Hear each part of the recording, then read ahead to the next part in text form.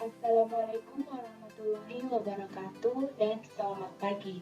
Perkenalkan, nama saya Devi Levianti dari kelas BC 213 dengan NIM 210407512040. Di sini saya akan menjelaskan materi tentang hakikat IPS pada pertemuan kedua sebagai salah satu tugas ujian tengah semester Ilmu Pengetahuan Sosial.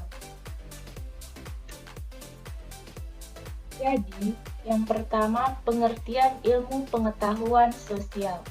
IPS merupakan salah satu mata pelajaran yang diberikan mulai dari SD atau MI atau SDLB, SMP, sampai SMA atau MA atau SMK. Nah, dalam pelajaran IPS ini mengkaji seperangkat peristiwa, fakta, konsep, dan generalisasi yang berkaitan dengan isu sosial.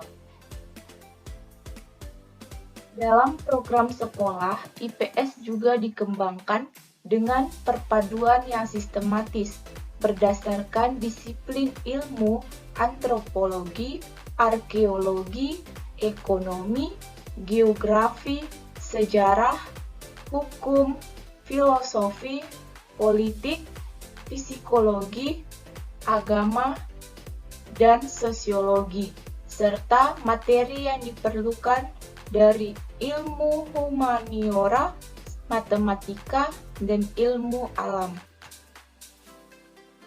Yang kedua, tujuan dan fungsi ilmu pengetahuan sosial atau IPS.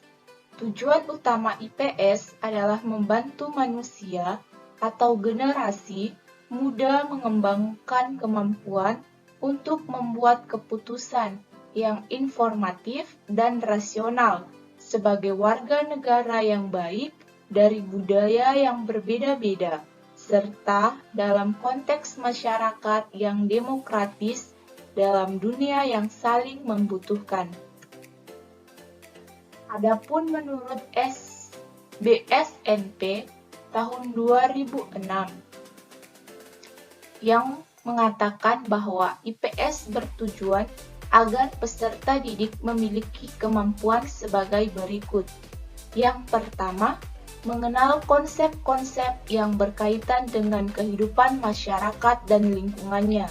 Yang kedua, memiliki kemampuan dasar untuk berpikir logis, kritis, rasa ingin tahu, inquiry, memecahkan masalah, dan keterampilan dalam kehidupan sosial. Yang ketiga, memiliki komitmen dan kesadaran terhadap nilai-nilai sosial dan kemanusiaan. Dan yang keempat, memiliki kemampuan berkomunikasi, bekerja sama, dan berkompetensi dalam masyarakat yang menjebuk di lingkungan lokal, di tingkat lokal, nasional, dan global. Yang ketiga, ruang lingkup dan materi ilmu pengetahuan sosial. Ruang lingkup mata pelajaran IPS meliputi aspek-aspek sebagai berikut.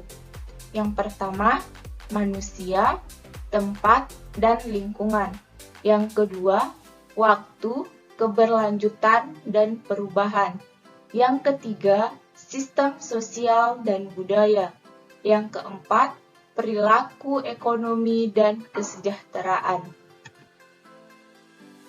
Yang keempat, paradigma pendidikan IPS. Perkembangan masyarakat di Indonesia.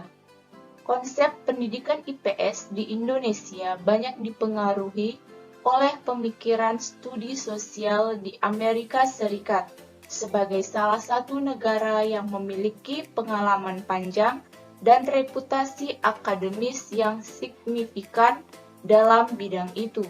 Reputasi tersebut tampak dalam perkembangan pemikiran mengenai bidang itu seperti dapat disimak dari berbagai karya akademis yang antara lain dipublikasikan oleh National Council for the Social Studies atau yang disingkat dengan NCSS. Konsep IPS juga pertama kalinya masuk ke dunia persekolahan terjadi pada tahun 1972 sampai 1973, yakni dalam kurikulum Proyek Perintis Sekolah Pembangunan atau PPSP, IKIP Bandung. Dalam kurikulum SD 8 tahun, PPSP digunakan istilah pendidikan kewarganegara atau studi sosial sebagai mata pelajaran sosial terpadu.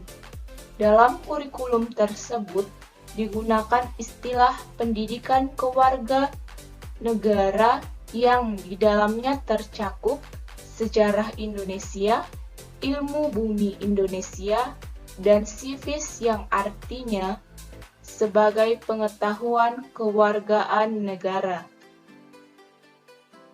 Kemudian, dalam kurikulum 1975, pendidikan IPS menampilkan 4 profil, yakni yang pertama, pendidikan moral Pancasila menggantikan pendidikan kewargaan negara sebagai suatu bentuk pendidikan IPS khusus yang mewadahi tradisi.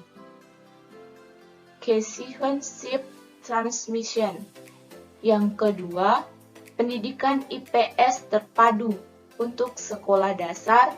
Yang ketiga, pendidikan IPS terkonfederasi untuk SMP yang menempatkan IPS sebagai konsep payung yang menaungi mata pelajaran geografi, sejarah, dan ekonomi koperasi. Dan yang keempat, pendidikan IPS terpisah-pisah yang mencakup mata pelajaran sejarah, geografi, dan ekonomi untuk SMA atau sejarah dan geografi untuk SPG. Nah, setelah perkembangan pemikiran pendidikan IPS yang terwujud dalam kurikulum sampai dengan dasawarsa 1990-an, ini pendidikan IPS di Indonesia mempunyai 2 konsep pendidikan IPS, yakni yang pertama, pendidikan LPS yang diajarkan dalam tradisi Citizenship Transmission dalam bentuk mata pelajaran pendidikan Pancasila dan kewarganegaraan dan sejarah nasional.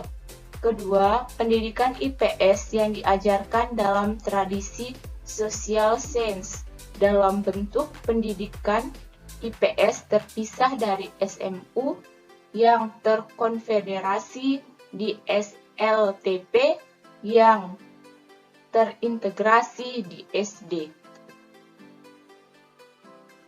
Kemudian perkembangan pemikiran yang terjadi di Indonesia sampai saat ini pendidikan IPS terpilah dalam 2 arah, yakni pertama PIPS yang untuk dunia persekolahan yang pada dasarnya merupakan penyederhanaan dari ilmu-ilmu sosial dan humaniora yang diorganisasikan secara psikopedagogis untuk tujuan pendidikan persekolahan.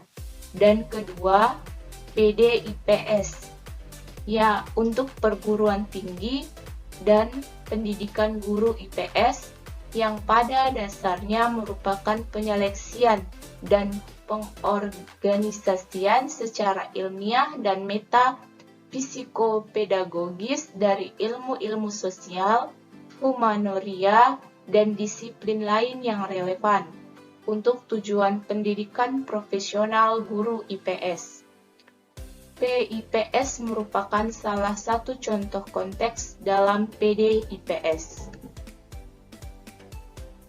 Nah, itu saja materi yang bisa saya paparkan dan saya akhiri dengan ucapan wassalamualaikum warahmatullahi wabarakatuh dan selamat pagi.